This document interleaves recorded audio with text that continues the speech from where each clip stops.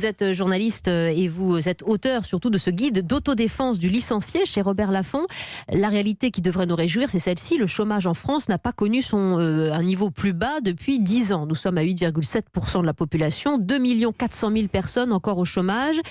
Vous qui publiez ce livre, qui étudiez ce marché de l'emploi, du chômage en général, est-ce que vous savez comment réagissent les hommes et les femmes qui sont encore au chômage à ces chiffres positifs, généralement ? Moi, j'ai le sentiment qu'il y a effectivement des chiffres positifs et il faut s'en réjouir. Mais si on regarde bien les chiffres, ça concerne moins 19 000 personnes. Il y a 19 000 personnes qui ont trouvé un emploi.